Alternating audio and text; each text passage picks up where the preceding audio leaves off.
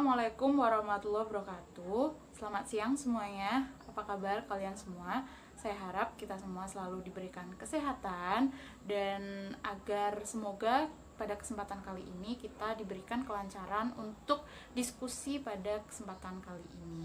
Kami dari kelompok 4 akan mempresentasikan hasil diskusi dari kelompok kami mengenai struktur kurikulum PAI, SD, dan MI. Nah, sebelum kita memulai diskusi pada kesempatan kali ini, kita dari kelompok 4 akan memperkenalkan anggota kelompok kami terlebih dahulu. Yaitu yang pertama ada saya sendiri, Cahya Dwi Aryani, sebagai moderator sekaligus pemateri pertama. Yang kedua ada Mbak Nurul Nugrahani sebagai pemateri kedua. Dan yang ketiga ada Mbak Risalatul Muawanah sebagai pemateri ketiga. Baik, langsung saja kita ke materi yang pertama, yaitu SKL atau Standar Kompetensi Lulusan. Nah, jadi Standar Kompetensi Lulusan itu sebenarnya telah dijelaskan dalam Peraturan Pemerintah RI Nomor 19 Tahun 2005 tentang Standar Nasional Pendidikan. Nah, di sana telah dijelaskan bahwa Standar Kompetensi Lulusan itu merupakan suatu kualifikasi kompetensi lulusan yang mencakup pengetahuan, sikap, dan keterampilan.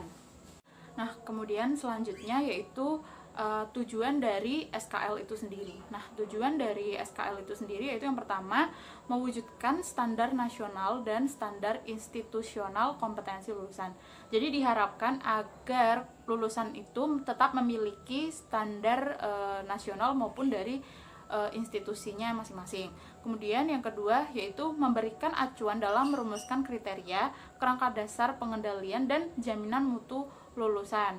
Kemudian selanjutnya yaitu memperkuat profesionalisme lulusan melalui standarisasi lulusan secara nasional dengan tetap memperhatikan tuntutan institusional, yaitu dengan mewujudkan visi dan misi suatu lembaga.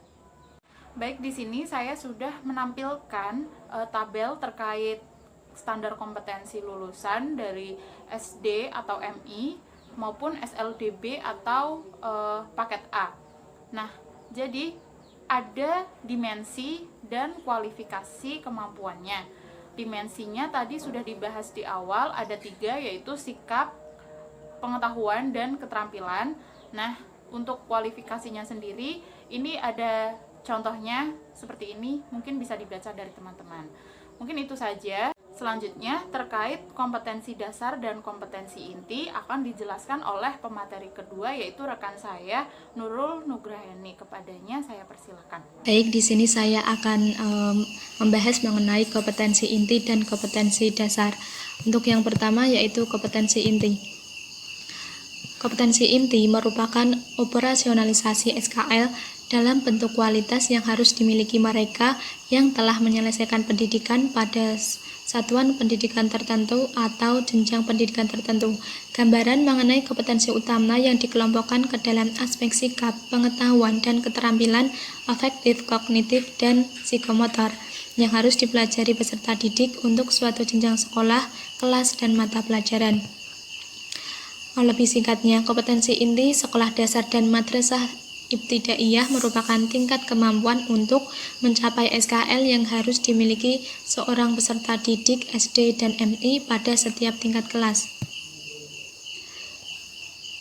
Untuk kompetensi inti sendiri ada 4 macam. Yang pertama yaitu kompetensi inti 1 atau KI1 yang mengacu pada sikap spiritual siswa. Sikap spiritual menjadi salah satu kompetensi siswa yang dinilai oleh pendidik. Selain sebagai penilaian sikap spiritual, juga menjadi ikon pendidikan karakter di kurikulum terbaru untuk menyongsong terwujudnya generasi bangsa yang beriman, bertakwa, dan berakhlak mulia. Sikap spiritual bersesuaian dengan kekuatan transendensi, yaitu kekuatan yang menghubungkan kehidupan manusia dengan seluruh alam semesta. Yang kedua yaitu kompetensi inti 2 atau KI2 yang mengacu pada sikap sosial. Pembentukan sikap sosial pada siswa harus sangat diperhatikan. Dengan adanya sikap sosial, diharapkan siswa mampu menjadi generasi penerus bangsa yang berakhlak mulia, mandiri, demokratis, dan bertanggung jawab. Kemudian yang ketiga yaitu kompetensi inti 3 atau KI3 yang mengacu pada pengetahuan. Ranah pengetahuan merefleksikan konsep-konsep keilmuan yang harus dikuasai oleh peserta didik melalui proses belajar mengajar. Pembelajaran bertujuan untuk mengukur kemampuan peserta didik terhadap 4 dimensi pengetahuan yang meliputi pengetahuan faktual, pengetahuan konseptual, pengetahuan prosedural, serta pengetahuan metakognitif melalui kecakapan berpikir rendah sampai yang tinggi. Kemudian yang keempat yaitu kompetensi inti KI 4 yang mengacu pada keterampilan siswa. Selain aspek pengetahuan, siswa juga perlu diajarkan aspek keterampilan dengan tujuan agar siswa tidak hanya menguasai teori saja tetapi juga dapat mengaplikasikan dan merealisasikan. Sebagai contoh, dalam pendidikan agama Islam, siswa tidak hanya diajarkan teori mengenai sholat, tetapi di sekolah biasanya juga diajari tata cara bagaimana melaksanakan sholat. Kemudian yang kedua yaitu kompetensi dasar. Kompetensi dasar merupakan kompetensi setiap mata pelajaran untuk setiap kelas yang diturunkan dari kompetensi inti. Kompetensi dasar terdiri dari sikap, pengetahuan, dan keterampilan yang bersumber pada kompetensi inti yang harus dikuasai oleh peserta didik. Kompetensi tersebut dikembangkan dengan memperhatikan karakteristik peserta didik, kemampuan awal, serta ciri dari suatu mata pelajaran.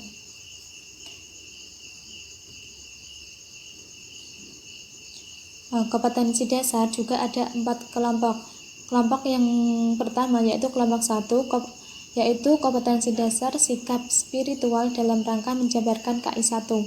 Yang kedua, kelompok yang kedua kompetensi dasar sikap sosial dalam rangka menjabarkan KI 2. Kelompok ketiga, kompetensi dasar pengetahuan dalam rangka menjabarkan KI 3. Kelompok yang keempat yaitu kompetensi dasar keterampilan dalam rangka menjabarkan KI 4. Jadi kompetensi inti dengan kompetensi dasar itu saling berkaitan. Kemudian untuk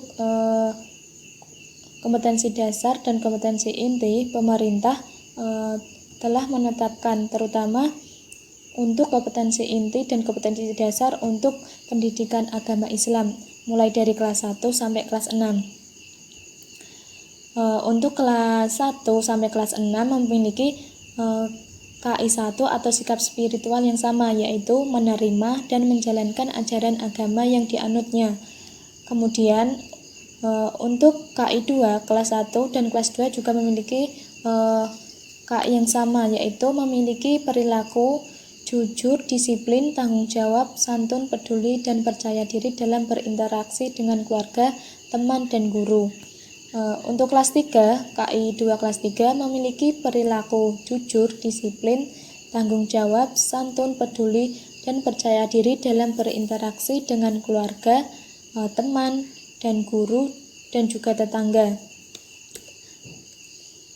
Untuk KI 2 kelas 4 dan kelas 5 yaitu kelas 4 menunjukkan perilaku jujur, disiplin, tanggung jawab, santun, peduli, dan percaya diri dalam berinteraksi dengan keluarga, teman, tetangga, dan guru. Untuk kelas 5 dan kelas 6 memiliki KI 2 sama, yaitu menunjukkan perilaku jujur, disiplin, tanggung jawab, santun, peduli, dan percaya diri dalam berinteraksi dengan keluarga, teman, dan guru, serta cinta tanah air. Untuk KI 3 atau kompetensi pengetahuan kelas 1 dan kelas 2 memiliki KI pengetahuan yang sama, yaitu memiliki pengetahuan faktual dengan cara mengamati, mendengar, melihat, membaca, dan menanya berdasarkan rasa ingin tahu tentang dirinya, makhluk ciptaan Tuhan dan kegiatannya, dan benda-benda yang dijumpai di rumah dan di sekolah. Kelas 3 juga hampir sama, namun bedanya untuk kelas 3 yaitu memahami pengetahuan faktual dengan cara mengamati, mendengar, melihat, membaca, menanya berdasarkan rasa ingin tahu tentang dirinya, makhluk ciptaan Tuhan dan kegiatannya, dan benda-benda yang dijumpainya di rumah dan di sekolah dan di tempat bermain. Selanjutnya yaitu KI 4 yaitu kompetensi keterampilan.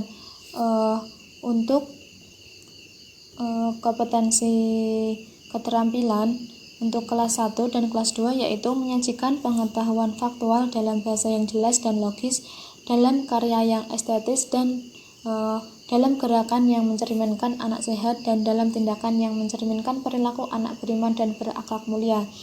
Sedangkan untuk kelas 3 dan kelas 4 yaitu menyajikan pengetahuan faktual dalam bahasa yang jelas, logis, dan sistematis, dalam karya yang estetis, dalam gerakan yang mencerminkan anak sehat, dan dalam tindakan yang mencerminkan perilaku anak beriman dan berakhlak mulia. Kemudian, KI 4 untuk kelas 5 dan kelas 6 yaitu menyajikan pengetahuan faktual dan konseptual dalam bahasa yang jelas, sistematis, dan logis, dalam karya yang estetis, dalam gerakan yang mencerminkan anak sehat, dan dalam tindakan yang mencerminkan perilaku anak beriman dan berakhlak mulia. Untuk kompetensi dasarnya, teman-teman bisa baca di Permendikbud nomor 37 tahun 2018. Di situ sudah tertera kompetensi dasar penjabaran dari kompetensi inti mulai dari kelas 1 sampai kelas 6. Oke, selanjutnya akan disampaikan oleh pemateri berikutnya. Materi selanjutnya adalah materi PAI SD atau MI. Nah, pada jenjang SD, materi apa saja yang dipelajari? Yang pertama adalah materi Al-Quran dan hadis. Yang kedua ada akidah. Yang ketiga ada akhlak. Yang keempat ada fikih. Yang kelima ada tarkik dan kebudayaan Islam. Nah, di sini fungsinya adalah untuk pendidikan agama Islam, menekankan keseimbangan, keselarasan, keserasian antar hubungan manusia dengan Allah Subhanahu wa taala, hubungan manusia dengan sesama manusia, hubungan manusia dengan diri sendiri, dan hubungan manusia dengan alam sekitarnya. Itu saja yang dapat kami sampaikan, kurang lebihnya kami mohon maaf. Terima kasih. Wassalamualaikum warahmatullahi wabarakatuh.